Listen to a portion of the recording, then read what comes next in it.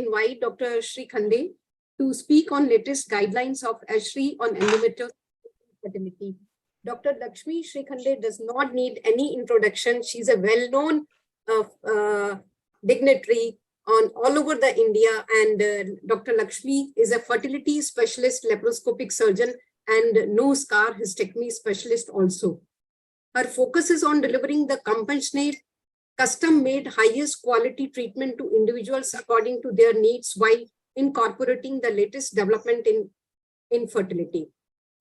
She is instrumental in bringing happiness to the lives of thousands of childless couples nationally and internationally. So, Dr. Shrikhande, now it's over to you to speak on a very important topic. Yes. Thank you. Thank you so much, Dr. Chandra, for your generous introduction. And friends, after Sharmi's talk on adenomyosis, now I am presenting with the latest ISHRE guidelines as far as endometriosis and infertility is concerned. And we are so happy that we have latest guidelines on endometriosis, which makes our life easier. So just to introduce the subject, we all know endometriosis is a very common debilitating disease that occurs in 6 to 10% of the general female population, and in women who comes to us with pain, subfertility, or both, the frequency is 30 to 35%. About 25 to 50% of subfertile women, they have endometriosis, and 30 to 50% of women with endometriosis are subfertile. We don't use the word infertility, we use the word subfertility because it is a word that gives them hope. Infertility is a very crude term. So what are the possible causes of subfertility in those women who have endometriosis? It can be because of adhesions, chronic intraperitoneal inflammation, disturbed folliculogenesis, luteinized unruptured follicle, luteal phase defects, progesterone resistance, detrimental effect on spermatozoa, anti-endometrial antibodies, and dysfunctional uterotubal motility. Before I start the treatment option, everyone should be familiar with the revised ASRM grading of the endometriosis. Grade 1, minimal endometriosis. Grade 2 is mild. Grade 3, moderate endometriosis. And grade 4 is severe endometriosis.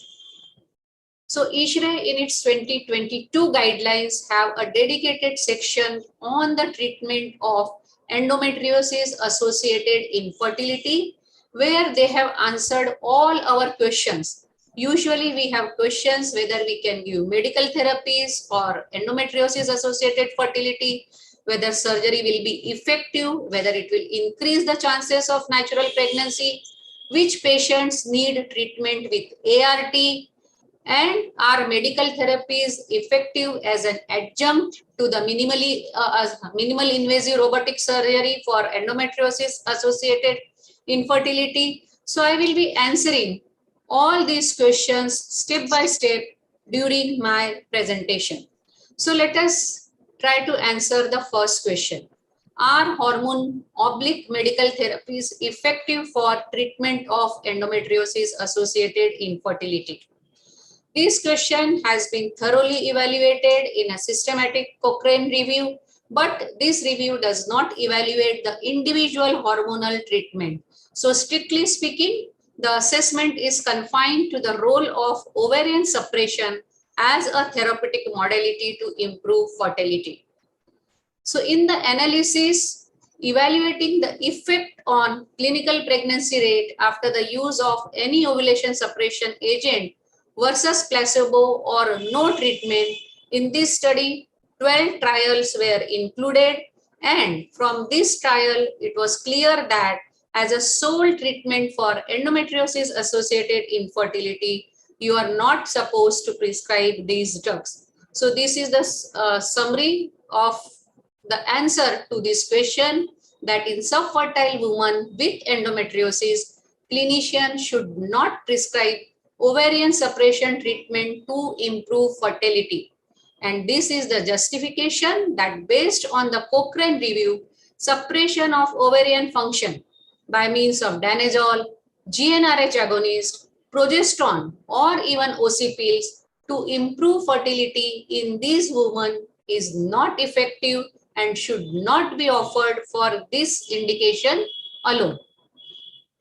Now, the second question was whether you can give hormone or medical therapy as an adjunct to surgical therapy.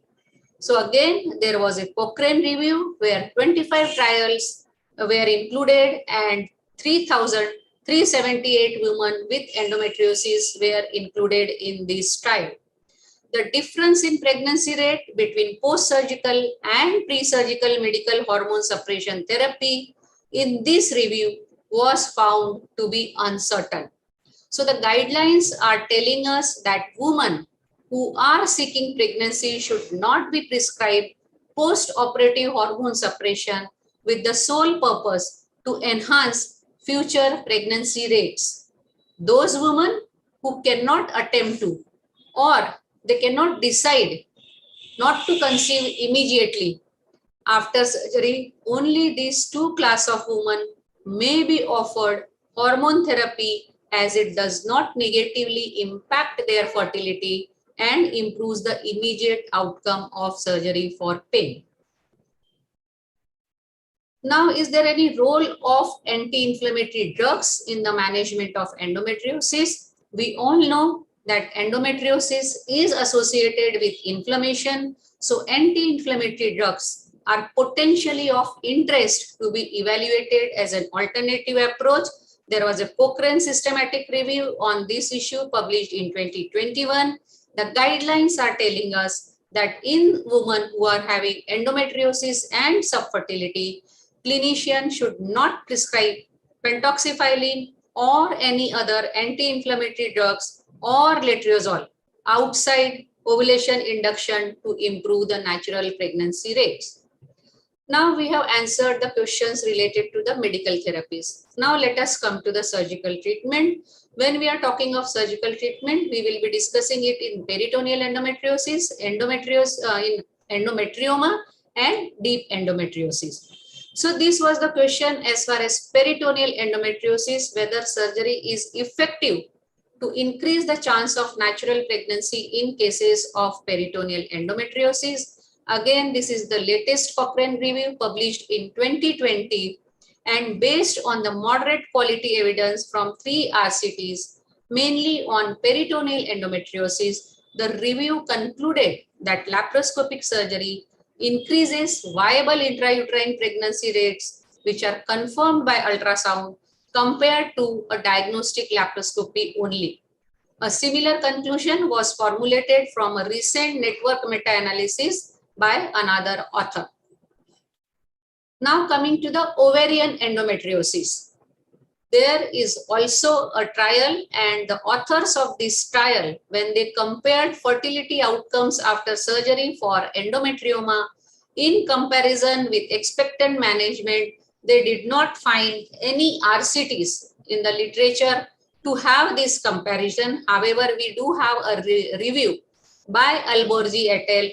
Based on the combined results of 8 studies. This author has shown that there is no significant difference when from other treatments such as surgery combined with ART only, or aspiration plus sclerotherapy plus ART. We all know that if there is an endometrioma, there are mainly 2 types of procedures, cystectomy or ablation of the inner surface of the cyst wall in situ. It should be noted that none of the studies discussed were stratified according to the endometriosis fertility index, which I have mentioned above the studies. Now let us come to the deep endometriosis. Although there is no compelling evidence exists that operative laparoscopy for DE improves fertility, operative laparoscopy may represent a treatment option in symptomatic patients who wish to conceive. So the GDG recommends that the decision to perform surgery should be guided by the presence or absence of pain symptoms, patient's age and preferences, history of previous surgery, presence of other subfertility factors, ovarian reserve, and estimated EFI. Which patient should be offered ART after the surgery? So before and after surgery of endometriosis, those women who wish to become pregnant, they should be counseled objectively on their subsequent chances of achieving a pregnancy. To this purpose, EFI was developed by Adamson and Pasta way back in 2010, and this has been shown that the end of surgery, EFI can be estimated accurately prior to surgery. This estimation could be used as an instrument to guide joint physician-patient decision-making between surgery, ART, or other fertility management options for the individualized treatment of women with endometriosis related subfertility. So what is this EFI? This is the endometriosis fertility index form. You all can download this from the Google. So these guidelines have summarized the answer to this question, that is, who needs ART after surgery? Women, they should be counseled. To identify patients that may benefit from ART after surgery, the EFI should be used as it is validated, reproducible, and cost effective. The results of other fertility investigations, such as their partner's semen analysis, should be taken into account. There are very few studies which has assessed the efficacy of IUI with or without ovarian stimulation in women with endometriosis.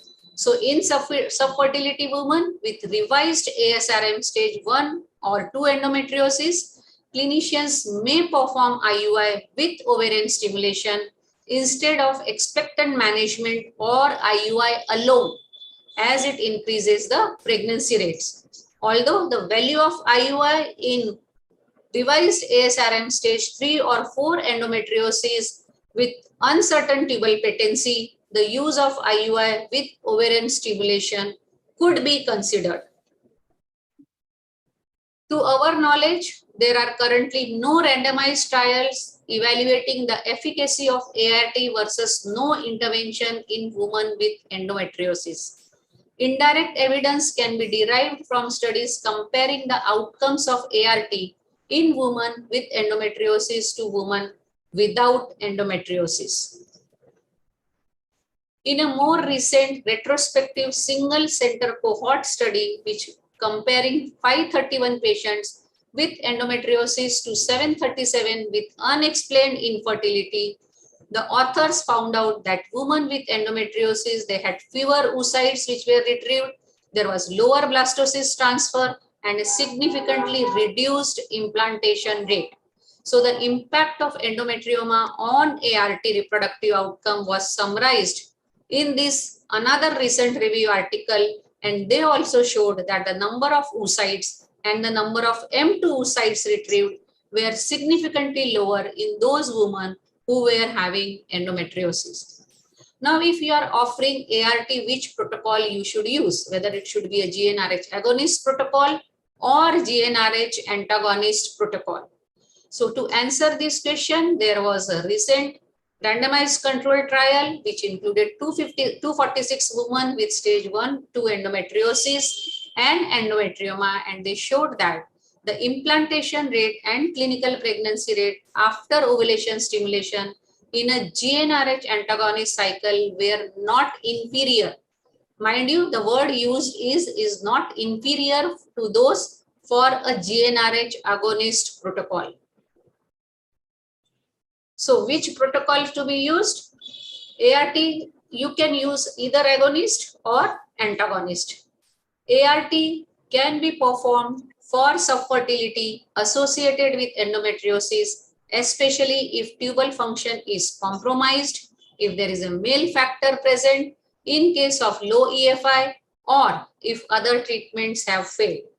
A specific protocol for ART in women with endometriosis cannot be recommended. Both GnRH antagonist and agonist protocol can be offered based on patients' and physicians' preferences as no difference in pregnancy or live birth rate has been demonstrated. Women with endometriosis can be reassured regarding the safety of ART since the recurrence rates are not increased compared to those women who are not undergoing ART. Especially, we are always concerned about the endometrioma, the abscess formation. So, in women who are having endometrioma, clinicians may use antibiotic prophylaxis at the time of ovum pickup, although the risk of ovarian abscess formation following follicular aspiration is low. So you have to follow all the aseptic precautions, and top of that, you can give antibiotic prophylaxis. Can you use medical therapies? Are they effective as an adjunct to your surgery for endometriosis associated infertility? It has been proposed following numerous non-randomized studies that medical treatment of endometriosis prior to ART may result in improved outcome either because of improving oocytes quality or endometrial receptivity. The specific question of GnRH agonist pre-treatment, there was an old systematic review, and now there is an updated version of this Cochrane review which was published in 2019, which included 8 parallel design RCTs with 640 participants. They concluded that the effect of GnRH agonist pre-treatment for at least 3 months was very uncertain, both on the live birth rate as primary outcome as well as on the secondary outcomes. A more recent RCT investigating the effect of ultra-long administration of GnRH agonist failed to demonstrate a beneficial effect on implantation rate, clinical pregnancy rate, or embryo quality. Pre-treatment with continuous OCPs for 6 to 8 weeks as compared to no pre-treatment before ART indirectly suggested a potential beneficial effect on clinical pregnancy rate, and there are no studies comparing the effect of different medical therapies for pre-treatment prior to ART. So what is the summary of this question? The extended administration of GnRH agonist prior to ART treatment to improve live birth rate in subfertile women with endometriosis is not recommended as the benefit is uncertain. There is insufficient evidence to recommend prolonged administration of the COC pills or progestogens as a pre-treatment to ART to increase the live birth rates. Now we are coming to the surgical treatment of endometriosis prior to ART. So in a review and meta-analysis of Hamden, 12 studies were included which evaluated ART outcomes after surgery to endometriosis. And this review reported no difference in live birth rates, CPR, or mean number of oocytes retrieved compared to women without endometriosis. So clinicians are not recommended to routinely perform surgery prior to ART to improve the live birth rates in women with revised ASRM stage 1-2 endometriosis, as the potential benefits are unclear. 2 systematic reviews and meta-analysis have evaluated the impact of endometrioma surgery on ART outcomes, and surgical treatment, we all know, they do cause reduced antral follicular count, they do cause increase the requirement of the gonadotropin injection dose for ovarian stimulation. And the second recent systematic review and meta-analysis, they failed to demonstrate a significant beneficial effect of surgery on live birth rate. So clinicians are not recommended to routinely perform surgery for ovarian endometrioma prior to ART to improve live birth rates, as the current evidence shows no benefit and surgery is likely to have a negative impact on the ovarian reserve. Surgery for endometrioma prior to ART can be considered to improve endometriosis associated pain or the accessibility of follicle. So these are only 2 indications where you have to consider surgery prior to the ART. What is the role of surgery in deep endometriosis? The decision to offer surgical excision of deep endometriosis lesions prior to ART should be guided mainly by pain symptoms and patient preferences, as its effectiveness on reproductive outcome is uncertain due to lack of randomized trials. Is there any role of non-medical therapies? There was a systematic literature review looking at the Chinese medicine post-surgery, but they were only able to include 2 studies, and what they found out.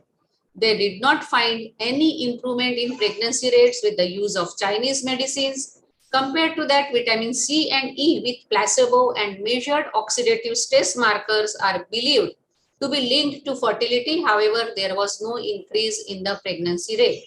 So as far as non-medical strategies are concerned, there is no clear evidence that these therapies will be of benefit to increase the chances of pregnancy in these women of endometriosis.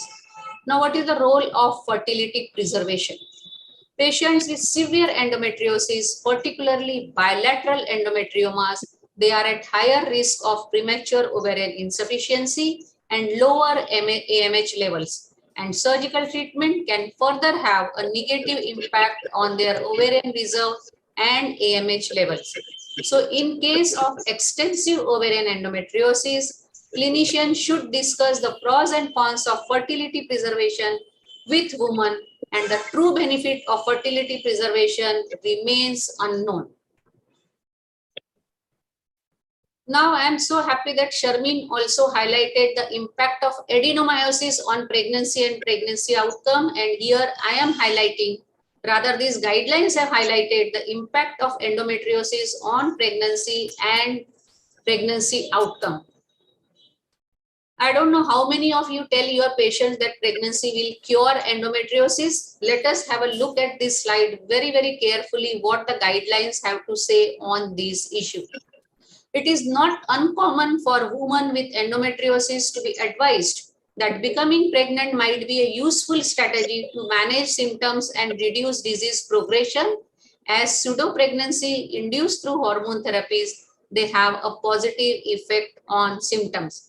But remember, not all endometriotic lesions, they seem to decidualize during pregnancy, as some might undergo atrophy, fibrosis, and necrosis.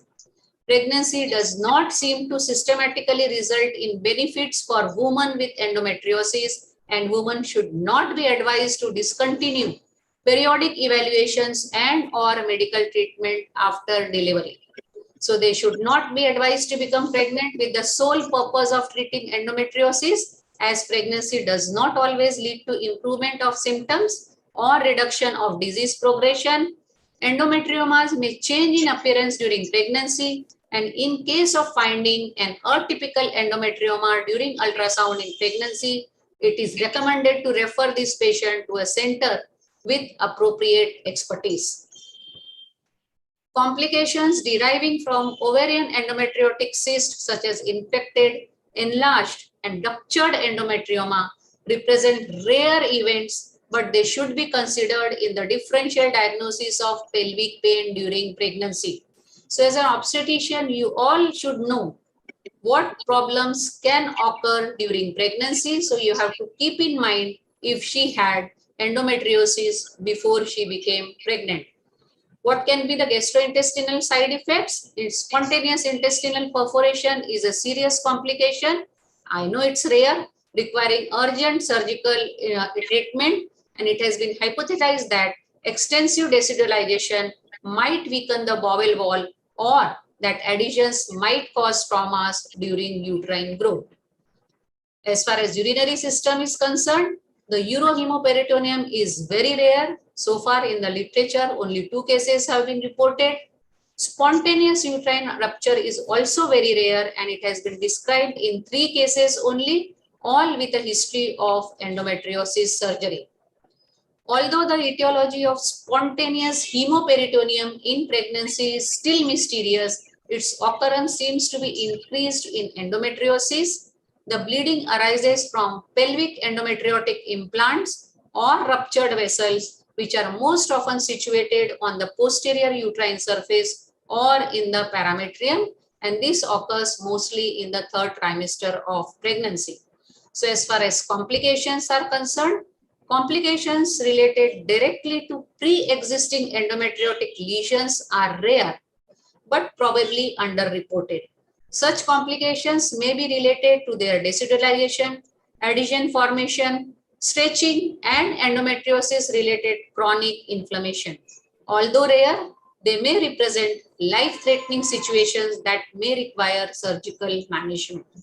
So what is the impact of endometriosis in first trimester? The data on miscarriage rate in women with endometriosis versus control is somewhat conflicting, although most studies and systematic reviews have observed an increased risk of miscarriage in endometriosis.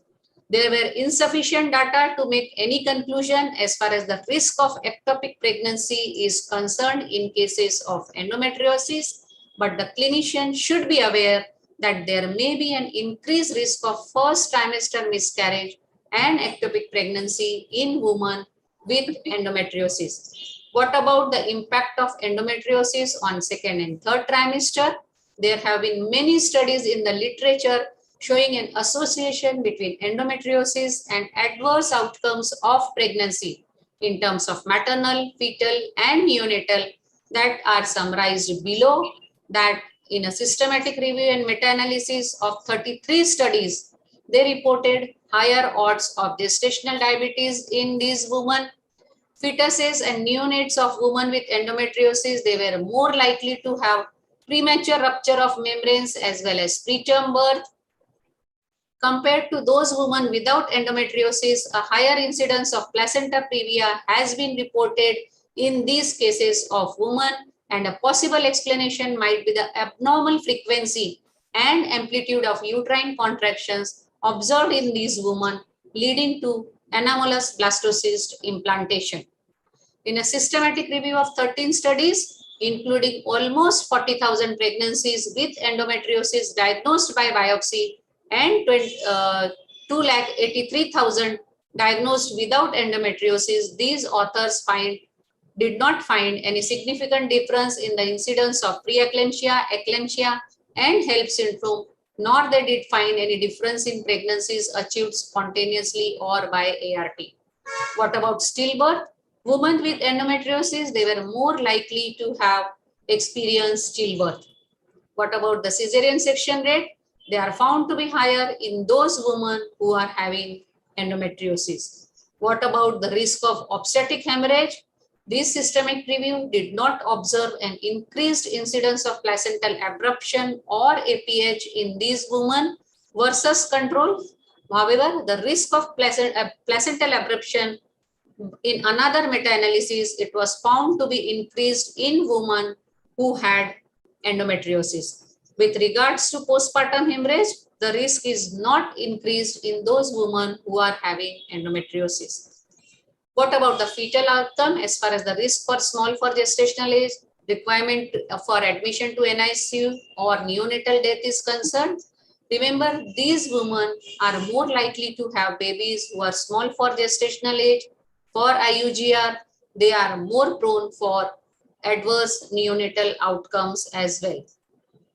Clinicians should be aware of endometriosis associated complications in pregnancy. Again, although these complications are rare, we should be aware as these findings are based on low or moderate quality studies. These results should be interpreted with caution, and currently they do not warrant increased antenatal monitoring or to dissuade women from becoming pregnant.